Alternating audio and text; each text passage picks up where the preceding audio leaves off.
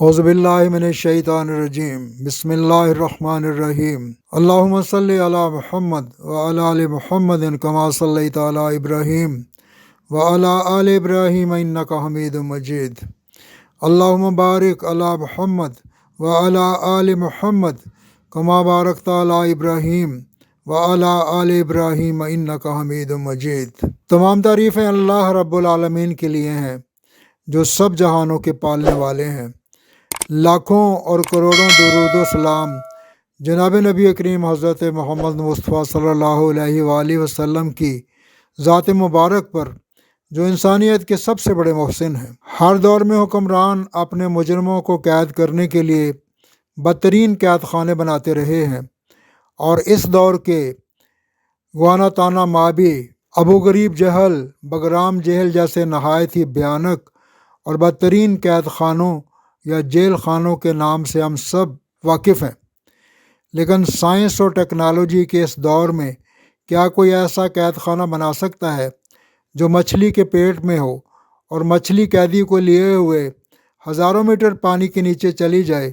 جہاں اندھیرا ہی اندھیرا ہو، رات کا اندھیرا، سمندر کی گہرائی کا اندھیرا،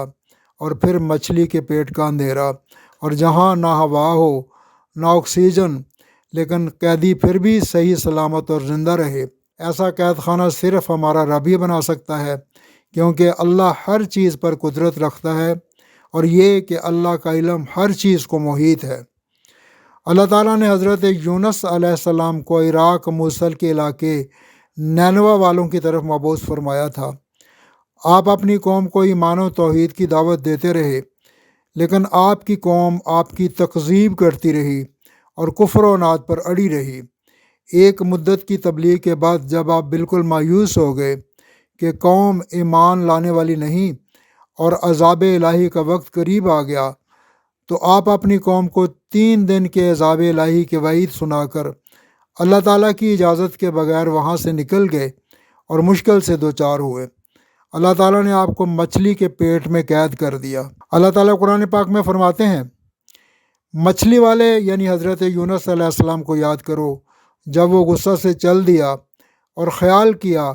کہ ہم اسے نہ پکڑ سکیں گے، لیکن حضرت یونس علیہ السلام کو جو ہی احساس ہوا کہ ان سے غلطی ہو گئی ہے، انہوں نے اپنے آپ کو ملامت کیا اور مچھلی کے پیٹ کے اندھیر خانے میں اللہ تعالیٰ کو پکارا۔ فنادى في الظلمات أن لا إله إلا أنت سبحانك إني كنت من الظالمين فاستجبنا له ونجيناه من الغم وَكَذَلِكَ نُنْجِي الْمُؤْمِنِينَ۔ کہ الہی تیرے سوا کوئی معبود نہیں، تو پاک ہے، بے شک میں نے اپنے نفس پر ظلم کیا۔ پس ہم نے ان کی دعا قبول فرما لی اور ہم نے انہیں غم سے نجات دی، اور اس طرح ہم مومنوں کو نجات دیا کرتے ہیں۔ یعنی حضرت یونس علیہ السلام نے اللہ کی قید سے رہائی کے لیے توحید باری تعالیٰ کا ہی سہارا لیا اور اللہ ہی کی پاکی بیان کی، کسی نبی، ولی یا اللہ کے کسی برگزیدہ بندے کو نہیں پکارا، اور نہ ہی اللہ کے سوا کسی اور کا وسیلہ پکڑا۔ حضرت یونس علیہ السلام نے بہت ہی مشکل وقت میں اپنے رب کو پکارا، اور اللہ تبارک و تعالیٰ نے ان کی دعا کو قبول فرمایا اور انہیں غم سے نجات دے دی۔